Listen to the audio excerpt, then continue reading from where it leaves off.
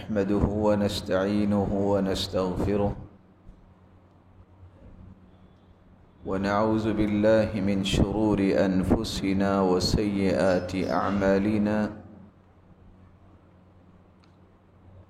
من يهده الله فلا مضل له ومن يضلل فلا هادي له وأشهد أن لا إله إلا الله وحده لا شريك له وأن محمدًا عبده ورسوله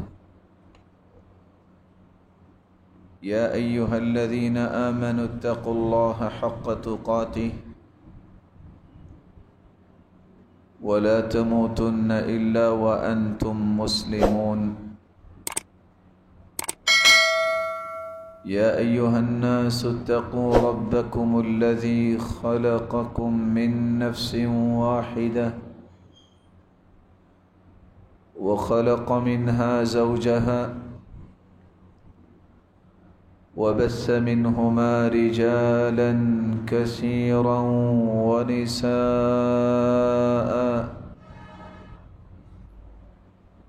واتقوا الله الذي تساءلون به والأرحام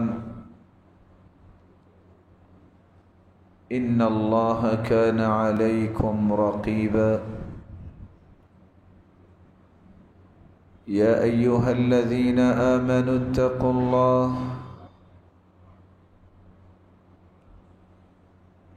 الله وقولوا قولا سديدا يصلح لكم أعمالكم ويغفر لكم ذنوبكم ومن يطع الله ورسوله فقد فاز فوزا عظيما أما بعد فأعوذ بالله من الشيطان الرجيم إن تجتنبوا كبائر ما تنهون عنه نكفر عنكم سيئاتكم وندخلكم مدخلا كريما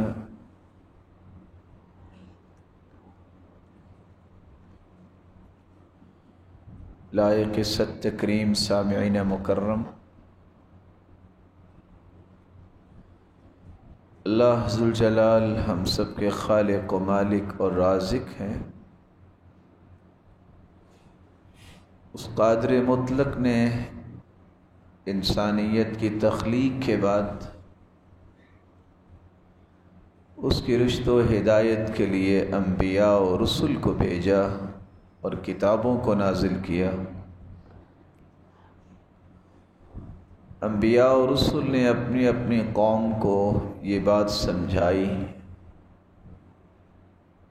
کہ یہ کام کرنے سے اللہ راضی ہوتا ہے اور فلاں فلاں کام کرنے سے اللہ ناراض ہوتا ہے۔ اللہ ذوالجلال کو ناراض کرنے والے افعال کا جہاں تذکرہ کیا گیا، ان افعال میں سے کبیرہ گناہ جو ہے جس سے اللہ ذوالجلال ناراض ہوتے ہیں۔ گناہ صغیرہ بھی ہوتے ہیں، گناہ کبیرہ بھی ہوتے ہیں، سادہ الفاظ میں چھوٹے گناہ اور بڑے گناہ۔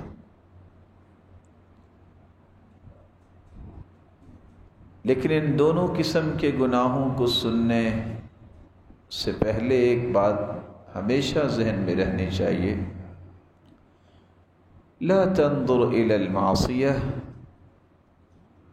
یہ نہ دیکھا کرو کہ گناہ چھوٹا ہے یا بڑا ہے، ولکن انظر الی عظمۃ من عصیت، یہ دیکھو جس کی نافرمانی کر رہے ہو وہ اللہ کتنا بڑا ہے، اس کی عظمت کو دیکھو۔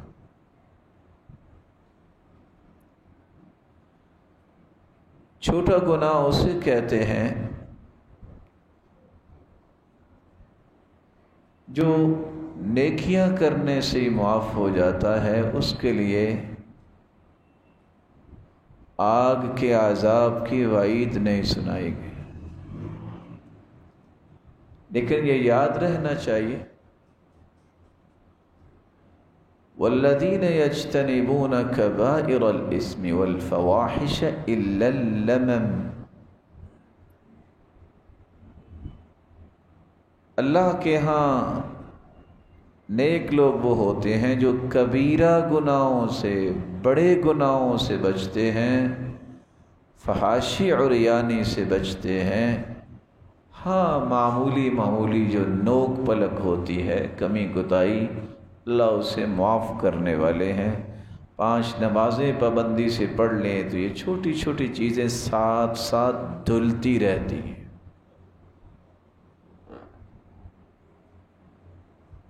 لیکن یہ چھوٹی چھوٹی چیزیں بھی بار بار کی جائیں تو یہ بھی چھوٹی نہیں رہتی، بڑی بن جاتی ہے۔ کبیرہ گناہ بن جاتا ہے جب بار بار کیا جائے۔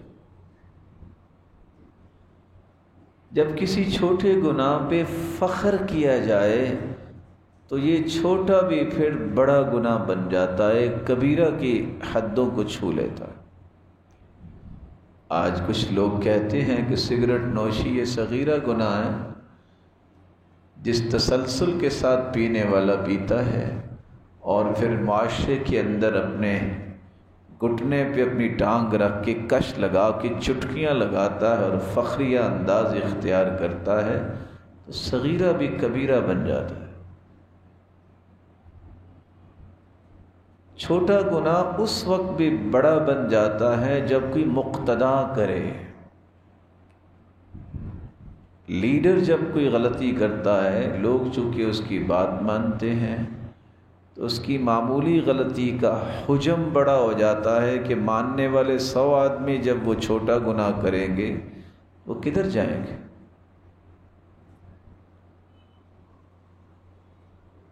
کبیرہ گناہ کس کو کہتے ہیں اور کبیرہ گناہ کون سے ہیں اور ان سے توبہ کا طریقہ کیا ہے، ان 3 باتوں کو ہم کچھ تفصیل سے پیش کریں گے۔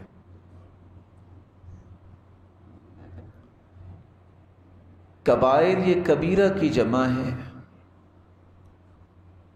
اور کبیرہ ایسے گناہ کو کہتے ہیں شریعت اسلامیہ نے جس گناہ کی قباحت کو بیان کیا ہو اسے بڑا گناہ کہتے ہیں، اسے کبیرہ گناہ کہتے ہیں۔ علماء نے اس کی نشانیاں کچھ بیان کی ہیں احادیث کی روشنی میں۔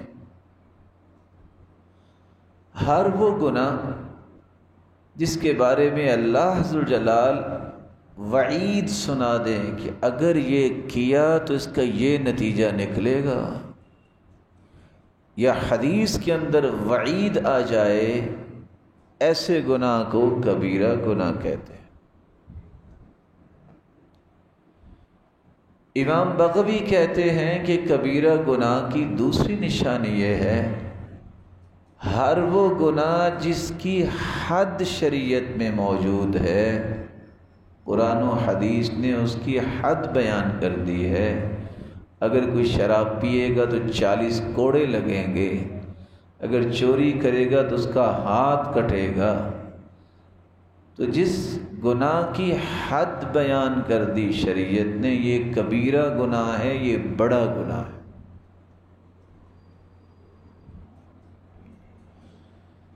کبیرہ گناہ کی ایک تیسری نشانی ہے، قرآن و حدیث جس چیز کے بارے میں کہہ دیں یہ حرام ہے، اس کو بھی کبیرہ گناہ کہیں گے، اور وہ بھی بڑا گناہ ہے۔ جیسا کہ انسان جھوٹ بولتا ہے، یہ جھوٹی گواہی دیتا ہے، اس کے بارے میں اللہ اور اس کے رسول نے حرمت کی بات کی ہے، تفصیل ہم کچھ دیر بعد پیش کرتے ہیں۔ چوتھی نشانی یہ ہے کبیرہ گناہ اس کو بھی کہتے ہیں شریعت نے جس کی سزا کا تذکرہ کر دیا، یہ کرو گے تو اس کی سزا ہے۔ شریف انسان پہ بہتان لگا دے، شریف اور نیک عورت پہ کوئی بہتان لگا دے، 4 گواہ اس کے پاس ہیں نہیں، تو شریعت کہتی ہے اس کو 80 کوڑے لگاؤ۔ مومن کی عزت اتنی سستی تو نہیں۔ تو وہ گناہ جس کے بارے میں سزا کا تعین شریعت نے کر دیا قرآن میں اور حدیث میں، اس کو کبیرہ گناہ کہتے ہیں۔ 5ویں نشانی کبیرہ گناہ کی یہ ہے جس گناہ کے ساتھ اللہ اور اس کے رسول کے یہ بات آ جائے کہ یہ کرنا لعنت کا مستحق ہے، اس کرنے سے اللہ کی لعنت ہوگی، اس کے رسول کی لعنت ہے، یہ بھی بڑا گناہ ہے، یہ بھی کبیرہ گناہ ہے۔ چھٹا وہ گناہ جس کو آپ کبیرہ اور بڑا گناہ کہیں گے، جس گناہ کے ساتھ یہ الفاظ آ جائیں کہ اگر یہ کرو گے تو اللہ کے غضب کا مستحق ہوگے، اللہ کے غضب کے مستحق بنو گے، تو اللہ ذوالجلال کا غضب لینے والا کبیرہ گناہ کرتا ہے اور بڑا گناہ کرتا ہے۔ جیسا کہ سود کھانا ہے، جیسا کہ والدین کی نافرمانی کرنی ہے، جیسا کہ عورتیں پلکنگ کرتی ہیں اور تھریڈنگ کرواتی ہیں، یہ سارے گناہ اس لیے کبیرہ ہیں کیونکہ اس کے بارے میں عذاب، لعنت اور اس طرح کے الفاظ آئے۔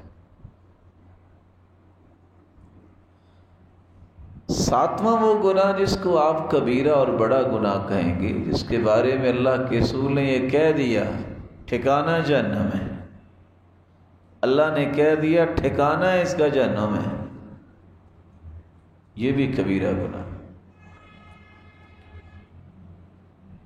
8واں وہ گناہ جس کو آپ کبیرہ کہیں گے، بڑا گناہ کہیں گے، جس کے بارے میں شریعت نے یہ فیصلہ کر دیا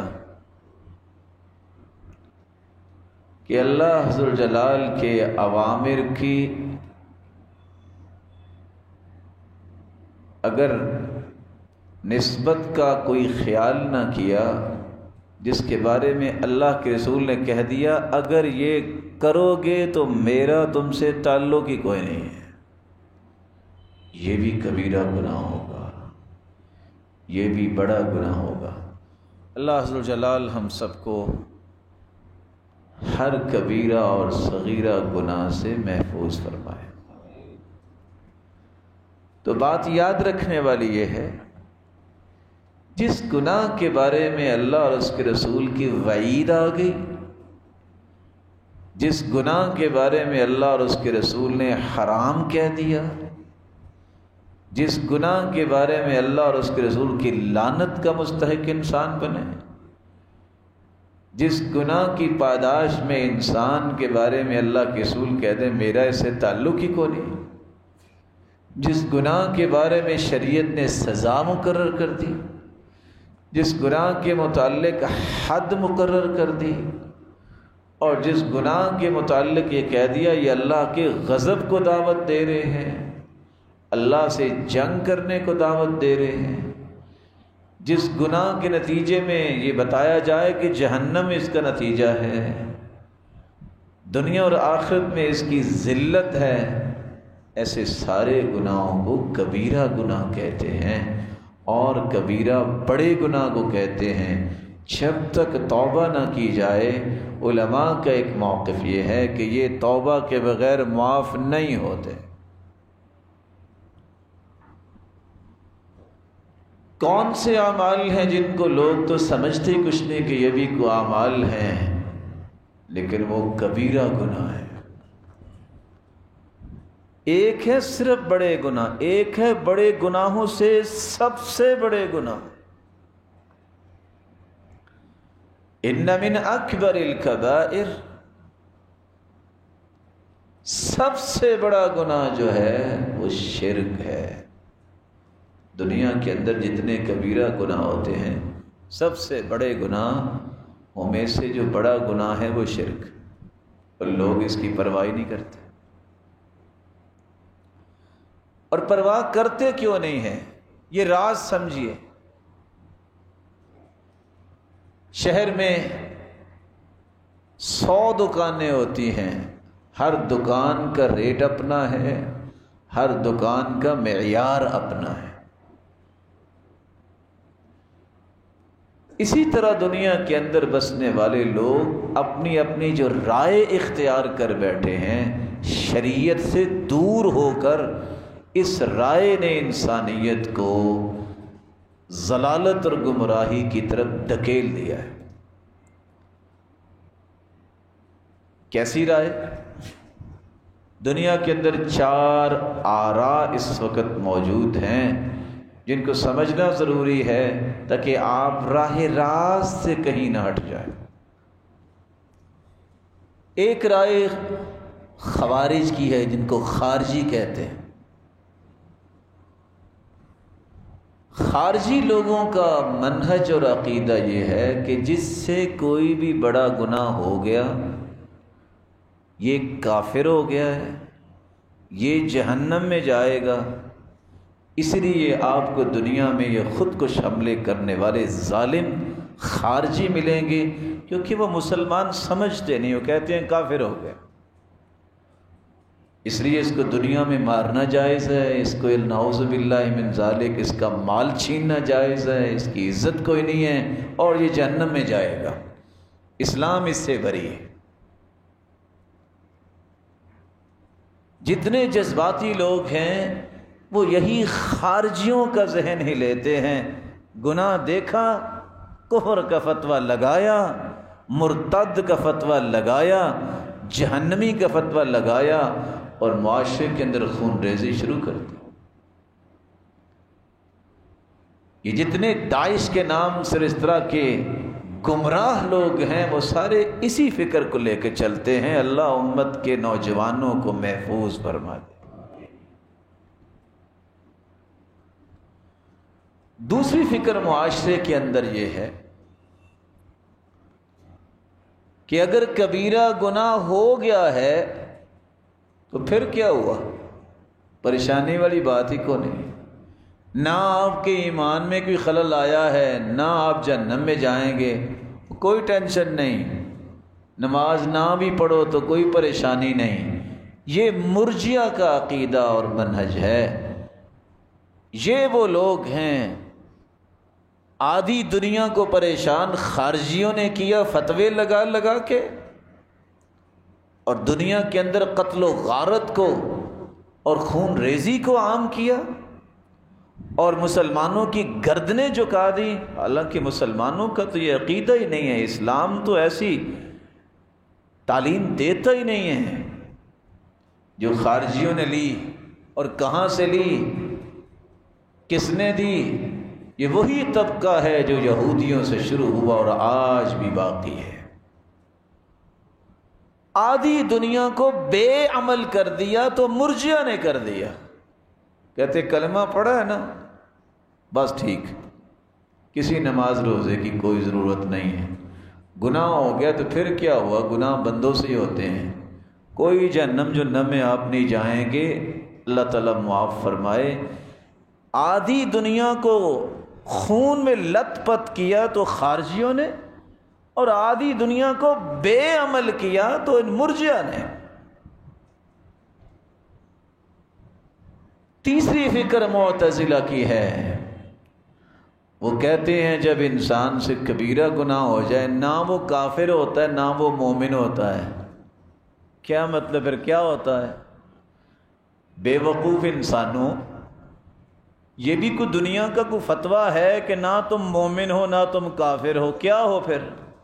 کہتے ہیں ایمان اور کفر کے درمیان تم زندگی گزار رہے ہو، لیکن قیامت کے دن تمہیں جہنم ہی جانا ہے۔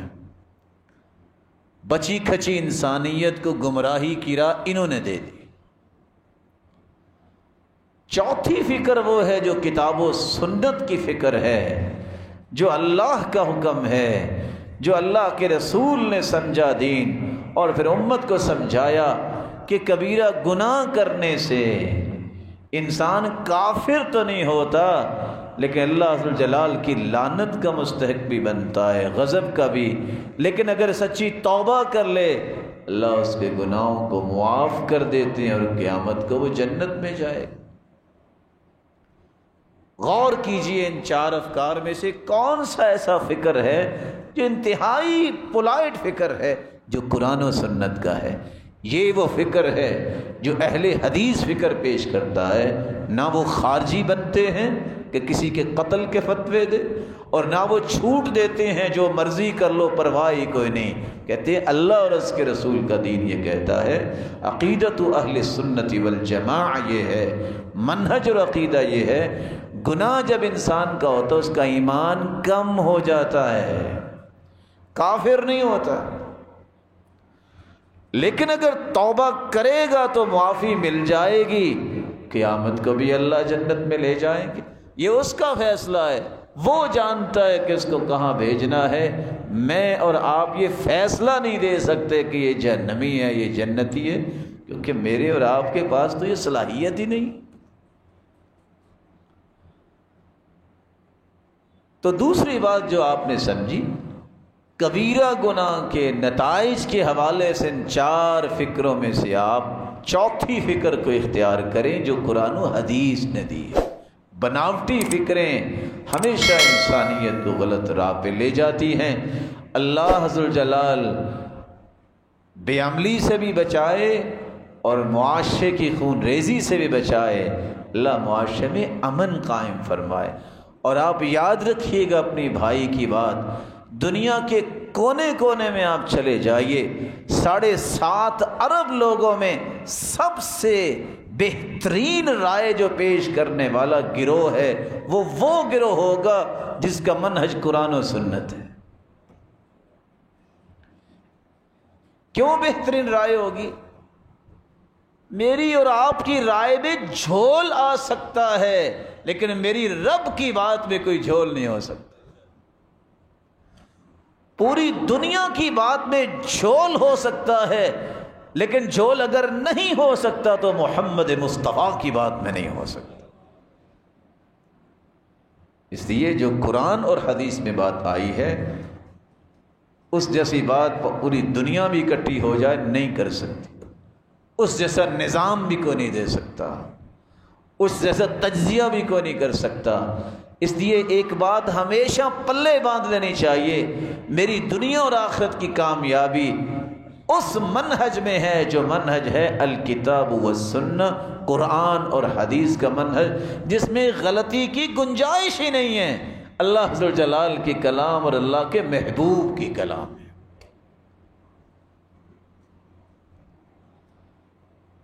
تیسرا نقطہ جس کے متعلق میں آپ کی خدمت میں چند گزارشات کرنا چاہتا ہوں، کبیرہ گناہوں کی نشانیاں بھی آپ نے سنی اور پھر اس کے بارے میں دنیا کا رد عمل بھی آپ نے سن لیا۔ کبیرہ گناہ ہیں کون سے؟ میں نے آپ کے سامنے ایک حدیث کا ایک مبارک ٹکڑا پڑھا تھا، ان من اکبر الکبائر الاشراک باللہ، کبیرہ گناہ سارے جمع ہو جائیں سب سے بڑا گناہ جو ہے وہ شرک ہے، شرک سے بڑا کوئی گناہ نہیں۔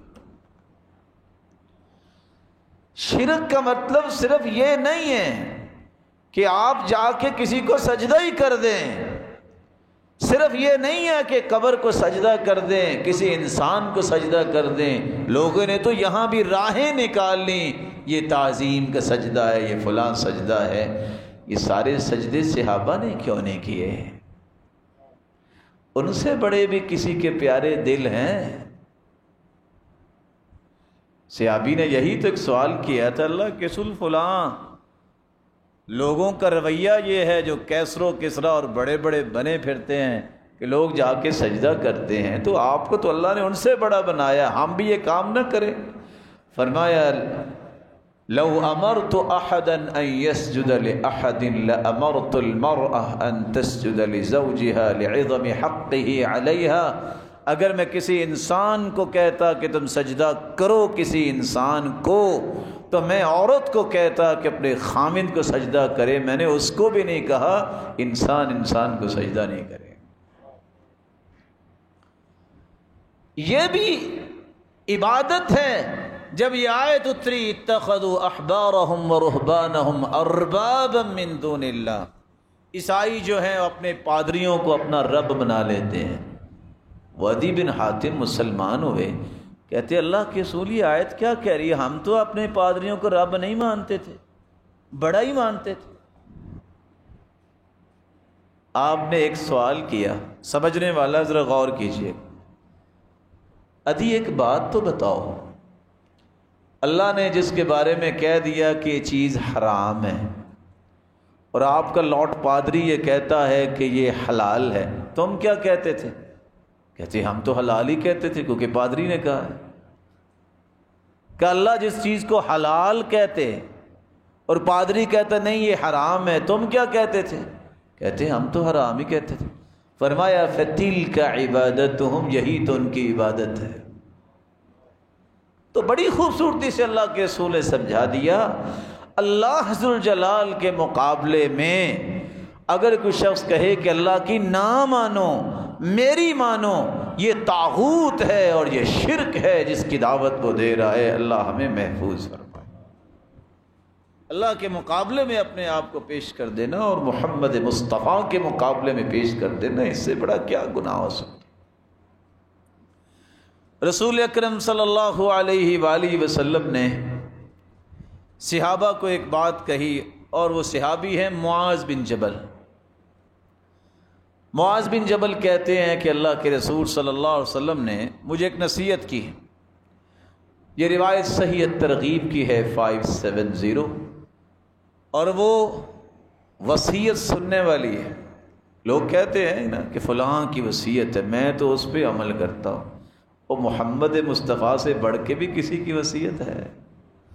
وہ ہستی مخلوق میں سے بے مثال ہے، اس کی وصیت بھی پھر بے مثال ہے۔ آپ نے وصیت کیا فرمائی؟ 10 چیزوں کی وصیت معاذ بن جبل رضی اللہ تعالی عنہ کو کی۔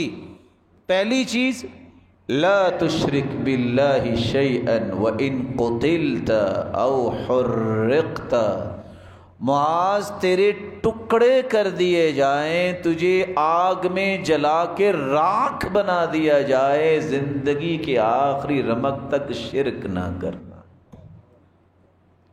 2 لفظ ہیں، ٹکڑے کر دیے جائیں اور آگ میں جلا کے راکھ بنا دیا جائے، شرک نہ کرنا۔ دوسری وصیت، وَلَا تَعُقَّنَّ وَالِدَيْكَ، معاذ والدین کی نافرمانی نہ کرنا، والدین کی نافرمانی نہ کرنا۔ وَإِنْ أَمَرَاكَ أَن تَخْرُجَ مِنْ أَهْلِكَ وَمَالِكَ، اگر والدین تمہیں کہیں نا یہ مال یہاں رکھو اور چلے جاؤ یہاں سے، تو چلے جانا۔ آج اتنے منچلے جوان ہیں نا، ان کے دماغوں میں جب تھوڑی سی تعلیم آتی ہے تو برکت آنی چاہیے، وہ کیڑا آ جاتا ہے۔ کہتے ہیں ہمارا مستقبل، ہمارا فیوچر، ہمارے بچوں کا فیوچر، اب یہ بوڑھے والدین کی باتیں مانتے رہے ہیں، یہ تو ہمارے لیے مصیبت بن گئے۔ اس لیے ہم کہا کرتے ہیں، ہم ایسی کتابوں کو قابل ضبطی سمجھتے ہیں جن کو پڑھ کے بچے باپ اور ماں کو خبطی سمجھتے ہیں۔ یہ تہذیب کے جو گندے انڈے پیدا ہوئے ہیں، جن کو نہ ماں باپ کی شرم و حیا رہی ہے، نہ کسی بڑے کا احترام رہا ہے، معاشرے کے سب سے بڑے ناسور یہ لوگ ہیں، جنہوں نے معاشرے کے امن کو تہوالہ کر دیا ہے۔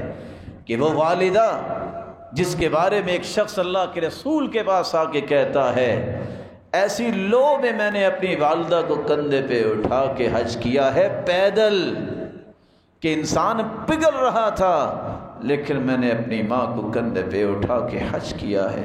اللہ کے رسول بتائیں میں نے حق ادا کر دیا؟ آپ نے جواب دیا وَلَوْ بِزَفْرَةٍ وَاحِدَةٍ، ماں نے جو تیری ولادت اور تیری پرورش میں تکلیفیں اٹھائی ہیں تم ایک تکلیف کا بھی بدلہ نہیں چکا سکے۔ لیکن یہ باتیں ڈائجسٹ پڑھنے سے تو نہیں آتی ہیں، یہ باتیں تو قرآن و حدیث پڑھنے سے سمجھ آتی ہیں، جس کے قریب نوجوان جانے سے آج کل گریزاں ہیں کہ چھوڑو جی یہ تو مسیطڑوں کی باتیں ہیں، اب ہمیں اپنے فیوچر کو بلڈ کرنا ہے۔ کیا بلڈ کرتے ہیں وہ آپ کے سامنے۔ میرے صحابی ایک شرک نہ کرنا، ایک والدین کی نافرمانی نہ کرنا۔ تیسری وصیت وَلَا تَتْرُكَنَّ صَلَاةً مُتَعَمِّدًا، میرے صحابی نماز نہ چھوڑنا۔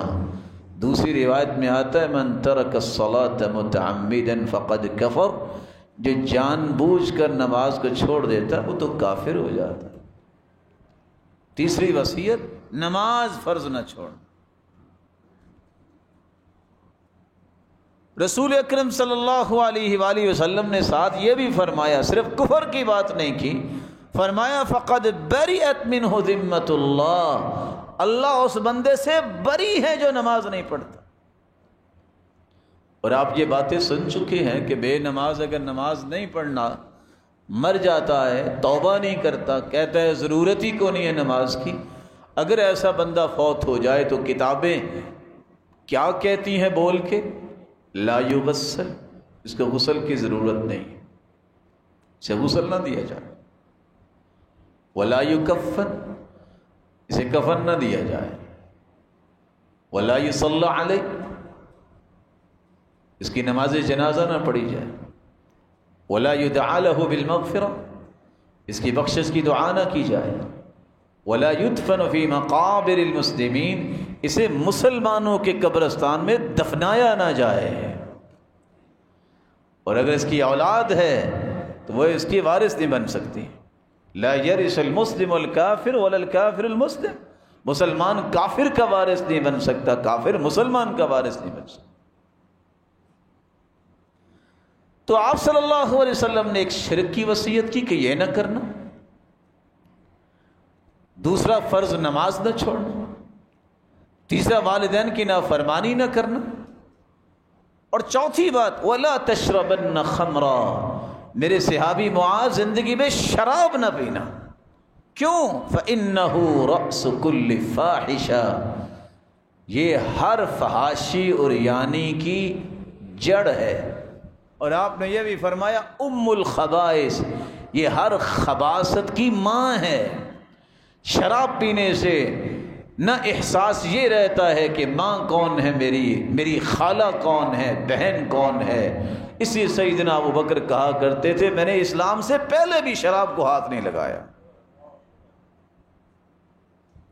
ولا تشربن خمرا، شراب نہ پینا، اور حدیث کہتی ہے جو شراب پیتا ہے اس کو 40 کوڑے لگاؤ، جو ایک گلاس شراب پیتا ہے 40 دن اس کی عبادت قبول نہیں ہوتی۔ اگر اس کے پیٹ میں شراب ہے مر جاتا ہے تو یہ ٹھکانہ ہے اس کا جہنم کی طرف۔ رسول اکرم صلی اللہ علیہ وآلہ وسلم نے 5ویں نصیحت کی وَإِيَّاكَ وَالْمَعْصِيَةَ فَإِنَّ بِالْمَعْصِيَةِ حَلَّ سَخَطُ اللَّهِ عَزَّ وَجَلَّ، اللہ کی نافرمانی سے بچنا۔ آپ کو پتہ ہے یہ گناہ ہے، پتہ ہونے کے باوجود اس گناہ پہ جرت نہ کرنا، اس سے اللہ کا غضب تمہارے پاس آئے گا۔ سیدنا معاذ کو چھٹی جو وصیت فرمائی وَإِيَّاكَ وَالْفِرَارَ مِنَ الزَّحْفِ، معاذ اگر کافر اور مسلمانوں کی جنگ ہو، جہاد ہو، بزدل نہ بننا، پیٹھ دکھا کے نہ بھاگنا، ثابت قدمی دکھانا۔ مومن بزدل نہیں ہوتا، بہادر ہوتا ہے۔ 7ویں وصیت اللہ کے رسول نے فرمائی وَإِنْ هَلَكَ النَّاسُ، لوگ سارے مارے بھی جائیں نا تو تم ڈٹے رہنا۔ آپ صلی اللہ علیہ وآلہ وسلم نے یہ بھی فرمایا وَأَنفِقْ عَلَىٰ عِيَالِكَ مِن طَوْلِكَ، معاذ میری نصیحت یہ ہے کہ بخیل نہ بننا، جو تیرے پاس مال ہے اپنی بیوی بچوں پہ خرچ کرنا، جوڑنا کس کے لیے؟ گھر کو برباد کر لو اپنی بخیلی اور کنجوسی کی وجہ سے۔ اس سے بڑا بھی کوئی ناکام انسان ہے کہ وہ چند ٹکوں کے پیچھے جو ہے وہ اپنا گھر اجاڑ لے۔ سچ کہا تھا سلیمان علیہ السلام نے، المؤمن والمؤمنہ، مومن اور مومنہ کی شان یہ ہے، تبنی بیتہا ویبنی بیتہ، مومن ہمیشہ اپنے گھر کو بنانے اور مضبوط کرنے کے چکر میں رہتا ہے، والمنافق یہدم بیتہ وتہدم بیتہا، منافق مرد اور عورت اپنے گھر کو توڑنے کے چکر میں رہتا ہے، اس کو ٹوٹنے کی پرواہ کو نہیں، ٹوٹتا ہے تو ٹوٹ جائے۔ ایمان اس کا تقاضا نہیں کرتا، ایمان تو کہتا ہے گھر کو جوڑو، کامیاب زندگی گزارو، اللہ کو راضی کرو، شیطان کو راضی نہ۔ آپ صلی اللہ علیہ وسلم نے یہ بھی فرمایا، آخری بات، وَلَا تَرْفَعْ عَنْهُمْ عَصَاكَ أَدَبًا وَأَخِفْهُمْ فِي اللَّهِ، گھر والوں کی تربیت تیرے ذمے ہے، کوڑا کبھی رکھنا نہیں ہے۔ دوسری روایت میں آتا ہے، عَلِّقْ صَوْتَكْ حَيْثُ يَرَاهُ وَأَهْلُهُ، وہاں کوڑا لٹکاؤ جہاں گھر والے دیکھتے رہیں، یہ روب تمہارا ہونا چاہیے کہ برائی کریں گے تو کوڑا پڑے گا۔ یہی وجہ ہے کہ جب سے ان باتوں کو تشدد کہا جانے لگا، اس وقت سے استاد نہر میں الٹا لٹکا نظر آتا ہے، اور ظالم تلمیذ جو ہیں شاگرد، ان کو پرواہ نہیں ہوتی۔ جب سے ان باتوں کو کہا یہ تو اخلاقیات کے خلاف ہیں، جاہلوں نے کہنا شروع کیا، نتیجتاً باپ بھی بات کرتا ڈرتا ہے، ماں روتی تو ہے لیکن کچھ کہہ نہیں سکتی کہ بچہ آگے سے تھپڑ مارے گا اور جو چاہے کرے گا۔ یہ شریعت کا مزاج نہیں۔ شریعت تو کہتی ہے لا یقاد الوالد بولدی، باپ اگر بچے کو قتل کر دے اس سے قصاص نہیں لیا جائے گا۔ سبب کیا ہے؟ باپ بیٹے کو قتل کرتا ہی نہیں ہے، یہ ظالم اولادیں ہی ہوتی ہیں جو والدین کو مارتی ہیں، جان چھوٹے اور ہم وراثت کے مالک بنے۔ شریعت نے تو یہ کہہ دی، وَأَخِفْهُمْ فِي اللَّهِ، بیوی بچوں کو اگر ڈرانا ہے تو اللہ سے ڈراؤ۔ ڈرانے کا یہ نہیں ہے کہ اگر تم فلاں کے گھر میں چلی گئی نا اپنی بہن کے، اور فلاں اپنی ماں اور باپ کے بھائی کے، تو تمہیں طلاق ہے۔ یہ کوئی ڈر کا اصول نہیں ہے۔ ڈرانا ہے تو اللہ کے بارے میں ڈراؤ کہ یہ کرنا گناہ ہے، کہیں اللہ کا عذاب نہ آ جائے، یہ کرنے سے اللہ ناراض ہوتا ہے، یہ کرنے سے اللہ کا غضب آ جائے گا، یہ کرنے سے اللہ ذوالجلال رحمتیں روک لے گا۔ وَأَخِفْهُمْ فِي اللَّهِ، اللہ کے بارے میں گھر والوں کو ڈراؤ۔ اللہ ذوالجلال ان 10 نصیحتوں کو سمجھنے اور اس کے مطابق عمل کرنے کی توفیق عطا فرمائے۔ تو کبیرہ گناہوں میں سب سے بڑا گناہ شرک ہے، اور آپ نے نصیحت بھی سن لی۔ رسول اکرم صلی اللہ علیہ وآلہ وسلم نے ساتھ یہ بھی فرمایا، الاشراک باللہ والعقوق، والدین کی نافرمانی کرنا یہ بھی بہت بڑا گناہ ہے۔ والیمین الخموس، جھوٹی گواہی دینا بہت بڑا گناہ ہے۔ آج اگر پاکستان کی سروے رپورٹ پیش کی جائے، کتنے لاکھ لوگ جو ہیں وہ روزانہ عدالتوں کی طرف رجوع کرتے ہیں، جزائے خیر دے اللہ تعالیٰ، بیچارے جو بیٹھے ہوتے ہیں ہمارے محترم اور مکرم، جو ان جھوٹوں کا سامنا بھی کرتے ہیں اور آخر انہیں پھر کچھ فیصلہ بھی دینا پڑتا ہے۔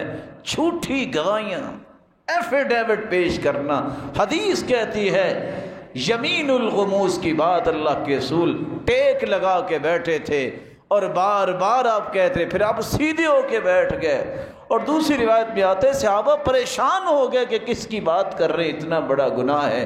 آپ نے فرمایا تدع الدیار باللاقع، جو جھوٹی گواہی دیتا ہے اللہ اس کے گھر کو برباد کر دیتا۔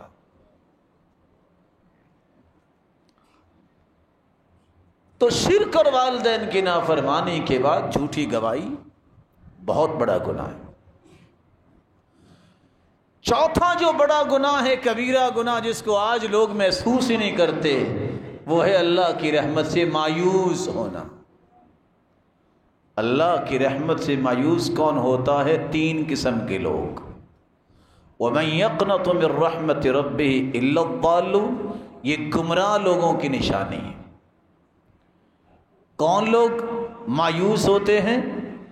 ان من الکبائر الیأس من روح اللہ، کبیرہ گناہ کرنے والے مایوس ہوتے ہیں۔ تیسری بات، انہ لا ییأس من روح اللہ الا القوم الکافرون، اللہ کی رحمت سے نا امید کافر ہوتے ہیں، مسلمان نہیں ہوتے، اور اس کو ہم گناہ ہی نہیں سمجھتے، اس کو گناہ ہی نہیں سمجھتے، کبیرہ گناہ ہے۔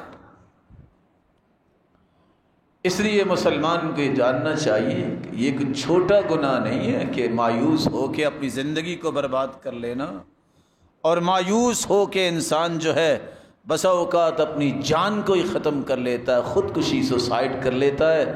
اس لیے اگر آپ تھوڑا سا غور کریں، جس کے اندر ایمان ہے وہ کبھی خودکشی نہیں کرے گا، تمنا بھی نہیں کرے گا، کیونکہ شریعت نے خودکشی کی اور موت کی تمنا سے بھی روکا ہے۔ سوسائڈ کرتا ہے کینیڈین، جاپنیز، امریکن، اٹالین، سب کچھ ہے، دل میں سکون نہیں ہے۔ یہ سکون تو ایمان سے آتا ہے، اللہ کے ذکر سے آتا ہے، قرآن سے آتا ہے، عبادت سے آتا ہے، ان کو کیسے سکون ملے؟ قل یا عبادی الذین اسرفوا علی انفسہم لا تقنطوا من رحمت اللہ ان اللہ یغفر الذنوب جمیعا۔ میرے بندو جو گناہ کر بیٹھے ہو مایوس نہ ہونا، تمہارا رب ہر گناہ کو معاف کرنے پہ قادر ہے۔ ایک بوڑھا انسان ٹیکتے ٹیکتے آیا اور آ کے کہتے اللہ کے سن میری بھی معافی ہو سکتی ہے۔ کہا کیا ہوا؟ کہتے ما ترکت حاجتا ولا داجہ، نہ میں نے کوئی چھوٹا گناہ چھوڑا ہے نہ بڑا گناہ چھوڑا ہے۔ کہا معافی مل سکتی ہے۔ کہتے ہیں وغدراتی وفجراتی، میں نے جتنے فسق و فجور کیے، میں نے دھوکے کیے، وہ بھی معاف ہو جائیں گے۔ فرمایا سچی توبہ کر لو کہ آئندہ نہیں کروں گا، اللہ وہ بھی معاف کر دیں گے۔ تو وہ اس خوشی سے ہی کہتا کہتا بوڑھا واپس چل دیا، کہتا ہے وہ غدراتی و فجراتی، یہ کتنا پیارا دین ہے کہ میرے سارے گناہ معاف ہو جائیں گے۔ بعض لوگ بیمار ہو جاتے کہتے ہیں ہمیں تو معافی ملنی نہیں ہے۔ یہ کس نے وحی آپ کی طرف کر دی کہ معافی ملنی نہیں ہے؟ ہماری تو سنتا ہی نہیں ہے، نعوذ باللہ۔ کتنے لوگوں کی زبانوں پہ یہ لفظ آتے ہیں۔ وہ اللہ تو شیطان کی بھی سنتا ہے۔ شیطان نے کہا تھا ربی انظرنی الی یوم یبعثون، اللہ مجھے قیامت تک مہلت دے دے۔ اللہ نے اس کی بھی سن لی۔ کیا تم شیطان سے بھی برے ہو؟ یہ شیطان ہے جو تمہیں اللہ کے بارے میں اکساتا ہے، مایوس کرتا ہے اس کی رحمت سے۔ یہ کبیرہ گناہ ہے، اس کے قریب نہیں جانا چاہیے۔ اللہ ذوالجلال ہمیں محفوظ فرمائے۔ ریاکاری کو، جس کو ہم گناہ سمجھتے نہیں ہیں، کبیرہ گناہ ہے۔ ریاکاری کا معنی کیا ہے؟ میں کوئی کام کرتا ہوں تو دنیا کو راضی کرنے کے لیے، دکھلاوے کے لیے، واہ واہ کے لیے، چرچے کے لیے۔ آج کیا کہیں اور کیا نہ کہیں، ایک ہی التجا ہے اللہ سے، اللہ ہمیں معاف کر دے۔ دور ہی ایسا ہے۔ کسی نے صابن کی چکی کسی بیچارے کو دینی ہوتی، کہتے پہلے پکچر اترواؤ تو پھر آپ کو یہ 20 روپے کی چکی دیں گے۔ کسی نے گٹر کا افتتاح کرنا ہوتا ہے، اکرمکم اللہ، اللہ آپ سب کو عزتیں دے، وہ کہتے ہیں اس کی بھی پکچر اتارو۔ اور کتنے اللہ کے گھر میں کھڑے ہوتے ہیں اور ساتھی کو کہتے ہیں پکچر اتارو، خود ہاتھ اٹھاتے دعا نہیں مانگ رہے ہوتے۔ کذاب، جھوٹے انسان، لوگوں کو دکھانے کے لیے کہ میں بیت اللہ میں دعا کر رہا ہوں، تمہارا رب تو دیکھ رہا ہے نا، تم دعا نہیں کر لے، پکچر کے لیے ہاتھ اٹھائے، کچھ تو اللہ کا خوف کر لو، اس سے بڑی جگہ تو کوئی نہیں ہے۔ وہ بیت اللہ کا طواف کرتے ایک شخص جو ہے وہ ایک چلتے چلتے ساتھ لگا تو عورت نے آگے سے شعر پڑھ کے کہے ساری زندگی کے گناہوں کو دھونے کے لیے تو یہاں آئے، تم یہاں آ کے بھی گناہ کی اگر نیت کرو گے تو دھلانے کے لیے کہاں جاؤ گے، اور جگہ کون سی ہے؟ رسول اکرم صلی اللہ علیہ وسلم نے فرمایا جو دنیا میں اس لیے نمازیں پڑھتا ہے کہ لوگ راضی ہوں، لوگ جو ہے ان میں چرچا ہو، اللہ قیامت کو اپنی مبارک پنڈلی سے نور کے پردے ہٹائیں گے، سارے مومن اور مومنہ عورتیں سجدے میں چلی جائیں گی، رہ جائیں گے تو ریاکار رہ جائیں گے، یہ جھکنا تو چاہیں گے لیکن جھک نہیں پائیں گے، فَيَعُودُ ظَهْرُهُ طَبَقًا وَاحِدًا، ان کی کمر تخت بن جائے گی، خر علی قفا، گدی کے بل گر جائیں گے، پچھلی طرف گر جائیں گے، سجدہ نہیں کر پائیں گے، پوری کائنات کے سامنے یہ ذلت ہو۔ اللہم انی اعوذ بک ان اشرک بک شیئا وانا اعلم واستغفرک لما لا اعلم، یہ دعا پڑھا کریں تاکہ اللہ ریاکاری سے بچائے۔ اللہم اجعل عملی کلہ خالصا واجعلہ لوجہک اللہم اجعل عملی کلہ صالحا واجعلہ لوجہک خالصا ولا تجعل فیہ احد نصیبا۔ سیدنا عمر یہ دعا پڑھا کرتے تھے، یا اللہ میرا ہر عمل نیک بنا اور اپنے لیے خاص فرما، کسی کا اس میں حصہ نہ رکھنا۔ رسول اکرم صلی اللہ علیہ وآلہ وسلم نے ایک چھٹے گناہ کے متعلق بھی فرمایا، یہ بھی کبیرہ گناہ ہے اور اس کے بارے میں اکثر آپ سنتے رہتے ہیں، جس کو سود کہتے ہیں، آج دیہاتوں میں بیاج اس کو کہہ دیا جاتا ہے۔ یہ سود اور بیاج کا کام کرنا کبیرہ گناہ ہے۔ درہم و ربا اشد من 36 زنیہ، 36 مرتبہ بدکاری کرنے کا جتنا گناہ ہے اس سے زیادہ گناہ ایک درہم سود کھانے کا گناہ ہے۔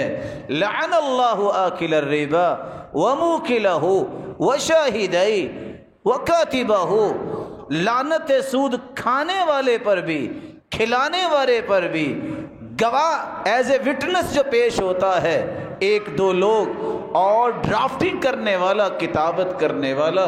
دوسری روایت میں آتا ہے وہ ہم فیہ سوا، اللہ کی لعنت میں یہ چاروں ہی برابر ہیں، کھانے والا اور کھلانے والا اور لکھنے والا جو کانٹریکٹ سائن کرتا کرواتا ہے، یہ گناہ میں سارے برابر ہیں۔ اگر کسی کو پتا ہے یہ سود ہے تو ایک درہم جو ہے وہ 36 مرتبہ زنا کرنے سے زیادہ اس کا گناہ ہے۔ اور دوسری روایت نے تو حد ہی مکا دی اور کیا کہہ دیا، 72 گناہ ہیں سود کے، ادناہا اتیان الرجل امہ، سب سے گھٹیا گناہ اتنا ہے کہ کوئی اپنی والدہ سے زنا کرتا ہے۔ اور آج یہ شعور ختم ہو گیا۔ غریب مسکین دیہاتوں میں رہنے والے علاج معالجے کے لیے کاش کہ ہم خود بندوبست کریں ان کا، وہ بیچارے چند ٹکے چودھریوں سے لیتے ہیں تو بیاج پہ لیتے ہیں، ساری ساری زندگی بیچارے وہ اپنے آپ کو مارتے رہتے ہیں، ان کے قرضے نہیں اترتے۔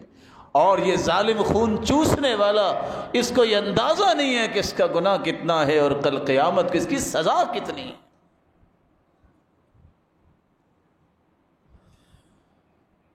اللہ کے رسول صلی اللہ علیہ وآلہ وسلم نے ایک چھٹا گناہ بھی بیان کیا ہے، اور وہ گناہ کیا ہے؟ تکبر کرنا۔ ہم اس کو بھی کوئی معمولی شے سمجھتی ہے، کبیرہ گناہ۔ تکبر ہے کیا؟ مہنگا سوٹ پہننا تکبر نہیں ہے، خوبصورت جوتی پہننا تکبر نہیں ہے۔ صحیح مسلم کی روایت، اللہ کے رسول نے فرمایا جس کے دل میں تکبر ہے جنت میں نہیں جائے گا۔ صحابہ پریشان ہو گئے، کہا اللہ کے رسول ہر بندہ چاہتا اس کا لباس اچھا ہو، جوتا اچھا ہو۔ فرمایا ان اللہ جمیل یحب الجمال، اللہ خوب جمیل ہیں اور جمال کو پسند کرتے ہیں۔ اچھا لباس اور اچھی جوتی تکبر نہیں، تکبر یہ ہے بطر الحق وغمط الناس، حق بات کو ٹھکرا دینا اور لوگوں کو اپنے سے حقیر سمجھنا، یہ تکبر ہے۔ اور آج دیکھ لیں، سوال ہی پیدا نہیں ہوتا، کسی ڈیرے میں جائے تو کوئی کام کرنے والا کرسی پہ بیٹھ جائے اور نہیں نیچے بیٹھو۔ تکبر نہیں تو کیا ہے؟ کیا ہے یہ؟ بطر الحق، قرآن کی بات آ جائے، اللہ کے رسول کی بات آ جائے، پھر میں اور آپ اپنی مرضی کریں، یہ تکبر نہیں تو کیا ہے؟ ہم نے ٹھکرایا، میں نہیں مانتا اس کو۔ اللہ ایسے الفاظ سے بھی ہمیں محفوظ رکھے۔ حدیث میں آتا ہے جتنے تکبر کرنے والے ہیں، یحشر المتکبرون یوم القیامت کامثال الزر، اللہ چیونٹیاں ان کو بنائیں گے قیامت کے دن، پوری کائنات ان کو روندتی گزرے گی۔ جتنے تکبر کرنے والے ہیں، بازو کھول کے چلنے والے ہیں، حدیث میں آتا ہے اذا مشت امتی مطیطا، میری امت کے لوگ جب بازو کھول کھول کے چلیں گے، اکڑ کے، اللہ ایسی قوم پہ پھر عذاب کیا دیں گے، نیک لوگوں پہ برے لوگ مسلط کر دیے جائیں گے۔ اللہ ہمیں محفوظ فرمائے۔ ظلم و زیادتی کرنا بھی کبیرہ گناہ ہے، ان میں قتل و غارت تک بات پہنچ جاتی ہے۔ آج کسی کی جان کی کوئی قیمت نہیں رہی۔ اور ایک ہی حدیث میں سناؤں گا، لو ان اہل السماوات والارضین اشترکوا فی دم واحد لاکبہم اللہ فی النار، کسی مسلمان کا قتل اتنا بڑا گناہ ہے، ساتوں زمینیں اور ساتوں آسمانوں کی مخلوقات، 14 کے 14 طبق اگر کسی ایک مسلمان کے قتل میں شریک ہو جائیں تو اللہ قیامت کے دن 14 کے 14 طبق جہنم میں ڈال دیں۔ اس لیے میں آپ سے گزارش کروں گا، زندگی میں کسی کو قتل کرنے کا ارادہ نہ کرنا، کسی کو قتل نہ کرنا۔ دیکھو کتنا اسلام پیارا ہے۔ اسلام کہتا ہے جو کسی مسلمان کو قتل کرتا ہے 14 طبق جہنم میں جائیں گے، لیکن آج ان ظالموں سے، کافروں سے متاثر ہو کر مسلمان بھی کہنا شروع ہو گئے کہ مسلمان دہشت گرد ہیں۔ مسلمان دہشت گرد نہیں ہیں اور نہ دہشت گرد مسلمان ہیں، دہشت گرد ہے تو کافر ہے، یہودی ہے اور عیسائی ہیں۔ یہ ایسی بات نہیں میں کر رہا۔ آپ جانتے ہیں ہٹلر کون تھا؟ مسلمان تھا۔ اس عیسائی نے جو کچھ کیا، آپ سوچئے کہ آج تک میڈیا نے اس کو کہا یہ دہشت گرد، کتنے لوگوں کو قتل کیا تھا۔ جوزف اسٹالن کو دیکھیے، یہ مسلمان تھا، 20 ملین انسانوں کو قتل کرنے والا یہ شخص، کسی نے آج تک کہا کہ یہ دہشت گرد ہے؟ سوچنے کی بات ہے۔ ماؤ زیدنگ کے بارے میں نام سنا ہوگا، جس شخص نے انسانوں کو بھوکا مروا دیا، آج تک کسی نے اس کو دہشت گرد نہیں کہا۔ یہ مسلمان تو نہیں تھا۔ 4 لاکھ انسانوں کی گردنیں اڑانے والا مسولنی کافر تھا، یہودی تھا، کسی نے کہا یہ دہشت گرد ہے؟ یہ مسلمان تھا؟ کبھی اپنی تاریخ بھی پڑھا کرو۔ مسلمان دہشت گرد نہیں ہو سکتا، بری ہے مسلمان دہشت گردی سے، اور دہشت گردی مسلمانوں سے دور ہے۔ اور اللہ کے رسول صلی اللہ علیہ وسلم نے یہ سبق دیا ہی نہیں ہے کہ تم کسی کی جان کے پیاسے بن جاؤ، یہ تو جانوں کے محافظ ہوتے ہیں۔ اور جہاد بھی فرض ہوا تھا تو اس لیے مظلوم کی مدد کرنے کے لیے، یہی تو بات سمجھ نہیں کسی کو آتی۔ یہ شوکا کون تھا جس نے جنگ میں 1 لاکھ مسلمانوں کو مروا دیا؟ یہ مسلمان تھا؟ کون نہیں جانتا کہ جارج بش نے جب عراق پہ پابندیاں لگائی تو 5 لاکھ بچے اس لیے مر گئے کہ نہ دوائی تھی، نہ ان کے پاس کوئی علاج تھا، نہ کوئی کھانے کو کوئی چیز تھی۔ یہ عراق اور افغانستان کے اندر یہ کون دہشت گردی کر رہا ہے؟ یہ فلسطین کے اندر کون ہے جو دہشت گردی کر رہا ہے؟ نیزوں پہ نوچنے والے، برما کے اندر ذبح ہونے والے تو مسلمان ہیں، کرنے والے تو کافر ہیں۔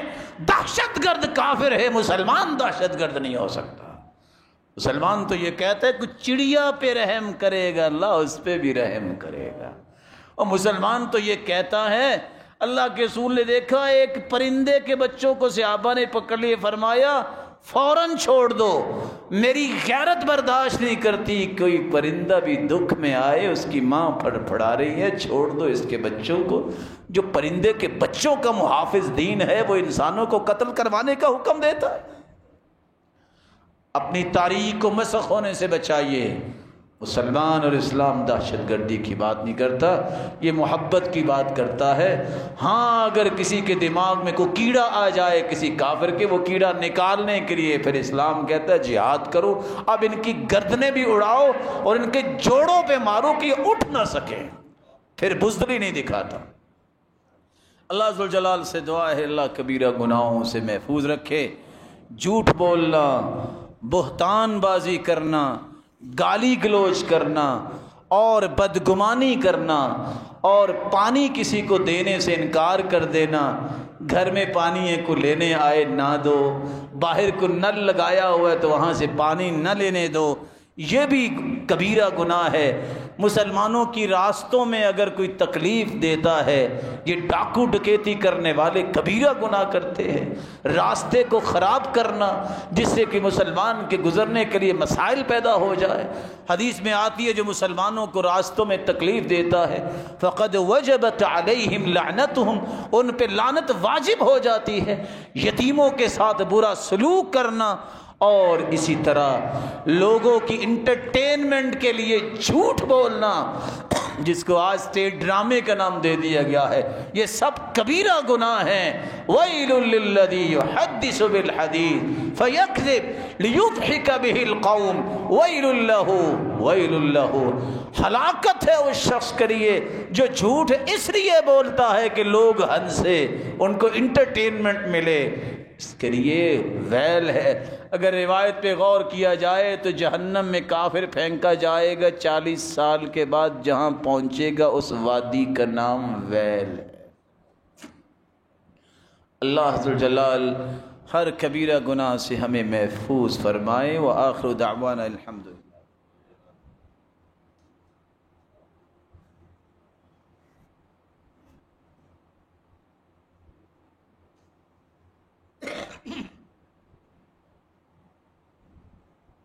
الحمد للہ علی احسانہ والشکر لہ علی توفیقہ وامتنانہ، اما بعد۔ آخری نکتہ، اگر کسی سے یہ گناہوں میں سے کوئی گناہ ہو جائے تو کیا کرے؟ رسول اکرم صلی اللہ علیہ وآلہ وسلم کا فرمان سن لے۔